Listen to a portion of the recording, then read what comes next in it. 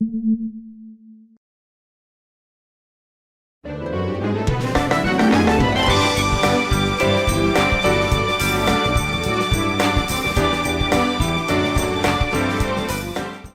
everybody, what's going on? Your host LovelyCheesePizza here. Welcome back to Let's Play some more Gran Turismo 3. I almost said Grand Theft Auto again. It's happening, man. It's funny too, because I always seem to be playing Gran Turismo and Grand Theft Auto simultaneously on this channel. It's happened for quite a while, and I always make that slip up. I don't know why that happens so much. I mean, I know that the names are pretty similar, but still, it bothers me. So, welcome back to Let's Play some more Gran Turismo 3, the Ultimate Driving Simulator, where last time we took on the Challenge of Turbo Sports, or whatever it was, with this wonderful, wonderful Nismo Skyline GTR, and we cleaned house with that thing. It was nice, relaxing, and great. We got to talk about stuff, and now what we're going to move on to is something that we took a nice long break on, as you can tell, because it was like the third car that we had in our list. We get to go do the old what is it? I don't remember the name of it. I already forgot the name of what this is. It's that's whatever it is. It is whatever it's supposed to be. So we need to beef this thing up a little more than it is. So we're gonna spend the money and get this, make it up to get a nice 357 going on with that. I think it would also be wise to get at the very least, why not? We've got money to spend. We might as well spend it. You know, I'm not taking the risk at making my making my win percentage go down by anything. The fact that we've already, botched virtually 25 races at this point is just not acceptable. So, okay, so let's get this one instead. And then, don't need to get any of those. Port polish, probably not. 378. Alright, whatever. Whatever. I'm not going to do full engine balancing, though, even though it's probably like, nice extra 10. I'm not going to worry about it. Let's get some sports brakes. I think that'll probably do it. I mean, we should win with this. If that extra 10 horsepower comes back to bite me in the ass, then maybe I deserve it. Car wash, no. I washed my car today, actually, and I took the smart route, even though I'm still pissed about it. I didn't wash my car for the longest time. It was getting so fucking gross and grimy. Decided when I got home today, I was like, you know what? I'm gonna wash my car by hand. I'm gonna get out there with with the soap and the little mitt things and all that, and I'm gonna do that. Oh, it's a tourist trophy. I kept wanting to say the race of the red emblem, but I knew that wasn't right. So the tourist trophy, huh? Let's see, Seattle Circuit, Special Stage 5, Trial Mountain, Rome, Deep Forest. That's actually kind of a nice little compilation of things. It's nice we don't have to do fucking Special Stage R11 or Grand Valley, for the love of God. It makes me happy. But I decided, I was like, you know what, I'm going to get out there, I'm going to do all this, and then when I get done washing the car, I'm going to go park it down on the street instead of leaving it in the fucking driveway where it's going to get pissed on by all that tree sap and all the other crap that comes out of it. And so that's exactly what I did, and it looks gorgeous now. And then as soon as I come back inside later on, my mom's like, oh, hey, by the way, how excited are you that it's going to be raining tonight? And I was like, what? It's like I went through the process of all of that just to find out that it's going to be raining, and it's just going to end up making it dirty anyways? What was the freaking point? Oh, I hate it when that happens. But you know what? It made me happy that at least for a small period of time that the car was nice and clean and gorgeous. But what are you going to do? Okay. Looks like we're fairly evenly matched here. This is going to be more a match of just clean driving than anything else. So let's talk about a couple of things here. One was a thing that I got to experience earlier today, and it really made me realize that the first time that I watched this movie, I must not have taken anything in at all on this, because I watched it today and I was like, I don't remember any of this really at all.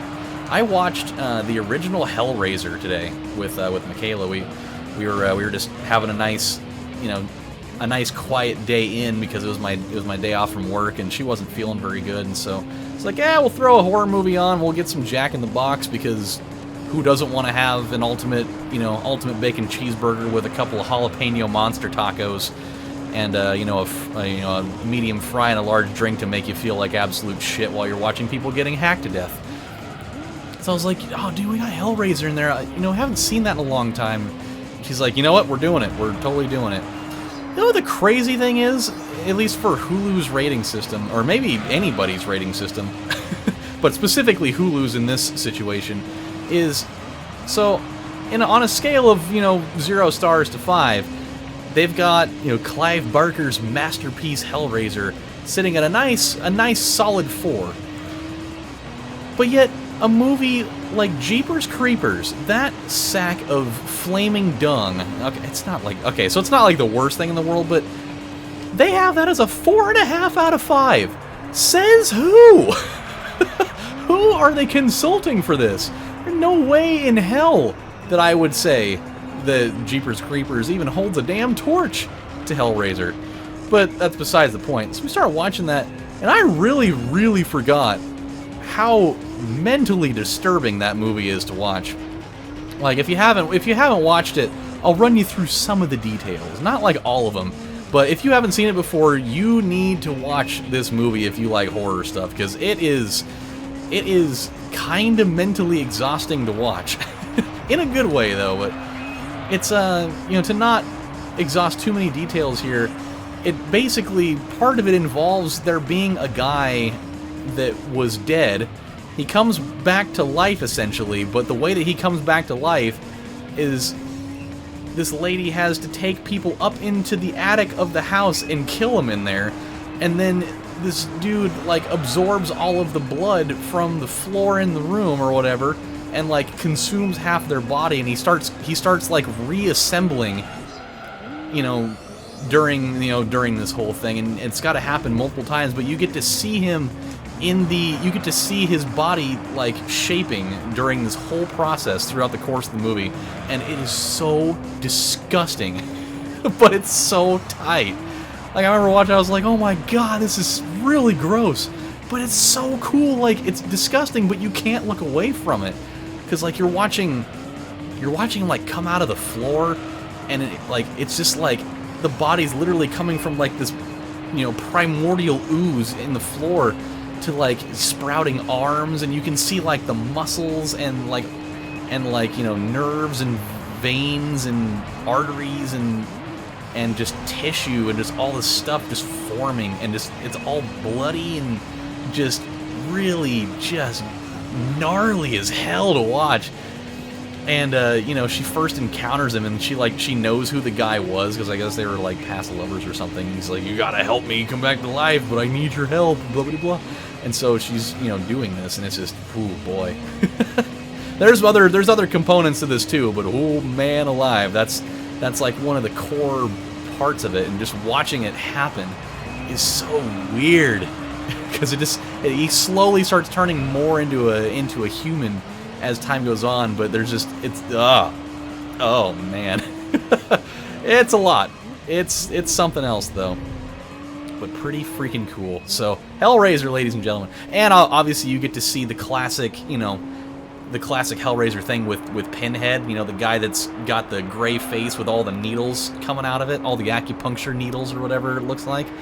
Obviously you get to see him in there too, and getting to see what his role in there is rather interesting. But yeah, all about that. Super all about that. There's so many, like, sound effects that, you hear, like, it sounds like bones crunching and stuff, and just, oh man, it makes your skin tingle a little bit whenever you hear one of them. You're just like, oh, the body's not supposed to make sounds like that. It is no freaking bueno. But hey, race number 1, looking pretty good.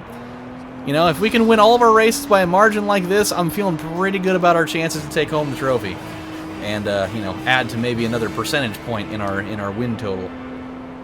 But yeah, super, super good. Did not get to see the very ending of it, though, because I had to head back home so I could, take over on shift of, watching my grandma. So, did not quite get to, check out the rest of that. Also got to watch Dante's Peak last night. Have not seen that movie since it was in the theater. I only saw it the one time, and then never saw it again after that. Not because I didn't like it. It's just, you know, it's not one of those movies that just like really sticks in your head. Like for me, the one thing that really ever kind of, you know, it had like lasting power with me on that movie was Pierce Brosnan was in it, and I like Pierce Brosnan. You know, I liked him in you know, the 007 movies and such. And the fact that obviously Dante's Peak is, you know, talking about when Mount St. Helens, you know, right in my backyard. Not physically in my backyard. Mount St. Helens is absolutely not physically in my backyard, but it's in Oregon, you know, and the place freaking blew, you know. And so it was pretty, you know, it was kind of a wild little thing. You know, having a movie that's like, oh, this is totally something that happened, you know, oh man. And so it was pretty cool. But other than that, you know, not a super memorable movie by any means, but it was really cool to see, you know, the way that they you know, did CGI for you know, for the mountain and all that. And you know, just getting to watch the way, you know, the whole thing blew and all that stuff. And pretty nifty. But yeah, nothing like super special about the movie, but it was kind of cool to watch it anyways. All right. Another fun little thing, at least for me, like this may be like a very minuscule thing for me, but this was like a really super nostalgic thing for me yesterday that I truly loved a lot. And it may seem like nothing to some, but it was something that really kind of took me back to when I was a little, you know, maybe around like 10 years old. Was the gourmet popcorn store that is you know, right next door to where I work. They just installed one of those Hawaiian ice, like Hawaiian shaved ice machines in there, which way better than just like the weird shaved ice machines that you can get, you know, that are, you know, they just kind of crush the ice, but it's not like the quote unquote soft ice like the authentic ones do.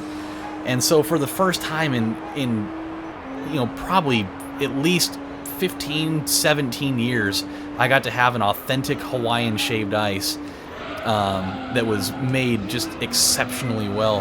And it was so good. Like the very first, you know, taste of it that I had took me right back to when I was about 10 years old, and I used to, you know, when I get done with like Little League practice, or, you know, even if it was just like a Saturday during the summer and it was hot, there used to be, right outside of the Walmart, right, you know, out on Lancaster, just right down the main road down here, used to be able to go to the Walmart, and right next to the front door, there was this little you know, shaved ice stand that was set up, and they were there for a number of years. You know, they'd show up during the summer, and man, they would make bank from people during that. Because there was also like a little mini golf spot in that same parking lot.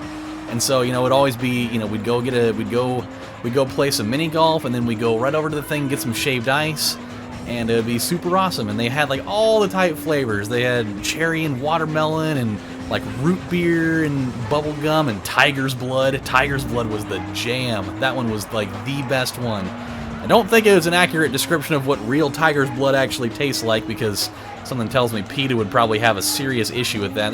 You're putting tiger's blood on ice and it's showing it to the kids. What kind of fucking problem is it?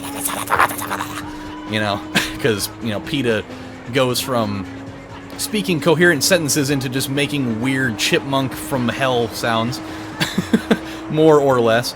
And oh, dude, it was just like, as soon as I took that very first bite, even though they didn't have the tiger's blood flavor because it's like their most popular one and they sold out of it, I got cotton candy, blue raspberry, and watermelon. I took one bite that encompassed all three of those flavors in, and it was like one of those moments out of a movie where, you know, you just like you have something happen, and then you just see like the weird movie, you know, transition filter right in front of your face where it's like, oh, going back to a memory kind of thing, and it just goes and you know, you just kind of like see it all happening before you. That's totally what happened with me. I was on my lunch break and I sat down at the back table and I took a bite out of that, and I was just like, oh dude, it just reminds me of being 10 all over again, and how freaking cool. Like, it's such a minuscule thing. Like, I mean, there's a million things that you could have happen that can remind you of your childhood, but I don't know, it was just a cool little thing, you know. I feel like food and tastes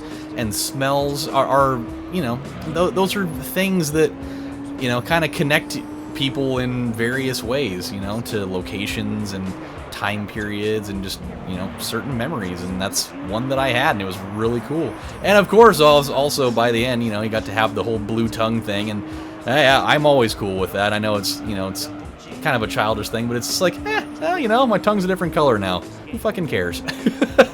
I enjoyed it, It's just a little thing. So I think when I go to work, I'm gonna go get another one of those, and hopefully they'll have the damn flavor, because I need to have the tiger's blood flavor. I need to have that because blood is power, and power is knowledge, or knowledge is power, as was told in the opening screen of Mortal Kombat 3 for the Super Nintendo.